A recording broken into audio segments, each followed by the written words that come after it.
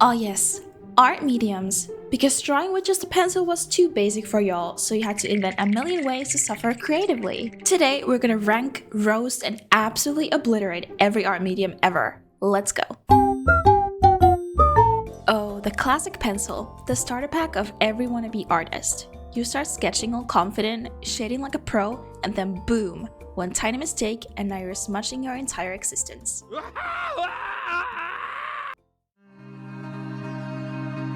Also, let's not forget those cursed erasable colored pencils that don't actually erase. What kind of a scam? Also, I feel like if your favorite medium is pencils, then you're like a really old dude with a gray beard and glasses. But you're like the greatest artist that anyone will ever meet in their entire life. And you probably have that one pencil that you're emotionally attached to in a very weird way. Ink artists are just built different because one wrong stroke and it's over. No undo button, no mercy. You'll be out here flexing your line confidence while the rest of us are struggling with erasable pens. You like pain. And you also probably like to show how much pain you endure. And you probably have an Instagram dedicated to your Inktober struggle. Also, dip pens? More like dick pens. Who decided dipping a pointy metal stick into a tiny jar was a good idea? Let's talk about the art supplies that leave a trail of regret on everything they touch. Markers. They're like drama queens of the art world. Bold, loud, and always fading into oblivion when you need them the most. If markers were a person, they'd be that friend who says, I'm just gonna make a quick decision and then ruin the entire drawing. And don't even get me started on how they always leak when you least expected. They're basically the art supply equivalent of spilling coffee on your favorite shirt. No matter how careful you are, it's always a mess. And basically, if you love to use markers, you're pretty basic. Just saying, me included. Side note, am I the only one who feels extremely nostalgic of the time when in YouTube people were fighting about which markers were the best, the Copic ones or the Pro markers? Like, that was the golden time of art YouTube, and I wish I could relive that. Oh, charcoal, the most dramatic of all art mediums. You either look like a tortured artist straight out of a historical novel, or you actually enjoy looking like you just survived a chimney explosion. Your hands? Always covered in charcoal dust. Your sketchbook? A smudgy mess. Your soul? Probably just as dark as your artwork. Also, you tell people it's expressive, but deep down, you know you're just embracing the chaos. But I gotta ask, is there anyone here who actually uses this as their main art medium? Do you all exist? Watercolor artists are either absolute gods or suffering in silence. Why?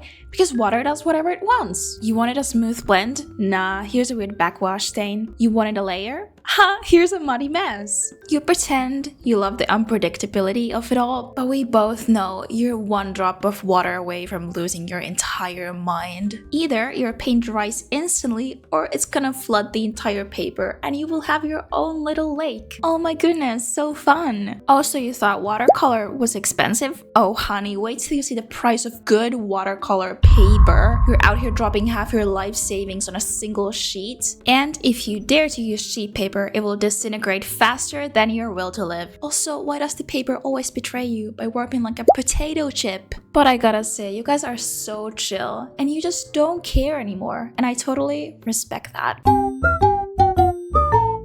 Acrylic, the paint that dries too fast when you need time and dries too slow when you need it done. You're either a Bob Ross discipline or a sleep-deprived maniac who enjoys suffering. You tell yourself, I'll just do one layer and end up with a 3-inch thick mountain of paint. Also, your workspace, that's a war zone. Also, why is the paint either too thick or too watery? You mix the perfect color, look away for 5 seconds, and boom, it's dried into a crusty nightmare. Bonus, accidentally getting it on your clothes? Yeah, that stain is never coming out. Good luck with that. I feel like gouache is like the forgotten middle child between the watercolor and acrylic, but they're definitely the coolest one out there. Still, that doesn't mean they don't have their own struggles. Also, you wanted the vibrancy of acrylics and the blendability of watercolor, and the unpredictability of both? Congrats, you just adopted the most high-maintenance, commitment-phobic medium out there. Too much water, it's a sad, streaky mess. Too little, it cracks like your patience. And let's not forget one accidental drop and poof, your entire painting reactivates like a cursed time machine. And when your paints dry, they never dry the color that they thought they would. They're either too light or too dark. That's the reason I get a fucking headache every time I try using gouache. I also feel like everyone whose main art medium is gouache are so obsessed with Studio Ghibli. That's okay, just do your thing, girl. Of course, we can't talk about art mediums without mentioning our medieval royalty of the art world. Oil painters, y'all are so patient because this medium takes forever to dry. You finish a masterpiece, but you can't touch it for like 3 years. And the cleaning process, oh, you thought you could just use water. Nuh-uh, enjoy your turpentine-induced headache. Paintings are either breathtaking masterpieces or an unsolvable puzzle of muddy colors. And your entire workspace smells like a chemistry lab. And they either treat their brushes like delicate treasures or completely destroy them within a week. I do gotta give props for the oil painters out here because once that paint is down, it's not coming out. You have zero fear of commitment. Now let's talk about the art medium that is the total opposite side of the fear of commitment. Digital artists out here with their fancy Ctrl-Z thinking they're safe from suffering. Oh, but wait, your software crashes, your layers disappear, Bye. your stylus dies mid-line, or your hand accidentally zooms in to 5,000%. Yeah, we don't have it as good as everyone thinks we do. Also, the digital artists who keep using Procreate religiously and flexing with their smoothest liner ever, I'm coming for you. Just wait and see. I'm coming.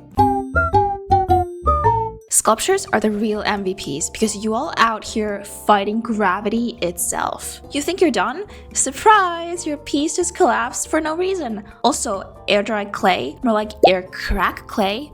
And if you drop it, that's it. You just lost 3 weeks of work in 0.2 seconds. Also, am I the only one who gets the biggest ick from dry clay on my hands? Like, it just makes me want to scream and vomit and I don't know, just it's the most terrible feeling ever. Which unfortunately reminds me of... Also, you wanted to make art and not get personally attacked by a rainbow? Too bad. The second you pick one up, your hands, your clothes, and probably your entire desk are now covered in enough pigment to start a street mural. Blending? More like aggressive finger painting. And don't even think about sneezing unless you want to watch your masterpiece get relocated to another dimension. Okay, well, that was a lot of roasting for one video. I hope you enjoyed these little time lapses throughout this video of my drawings that were inspired by this amazing artist called Polinayo, which Instagram is right here, so go check it out if you love her art style. Like me, I'm totally obsessed. And we'll see you next time. Stay good, art kiddos.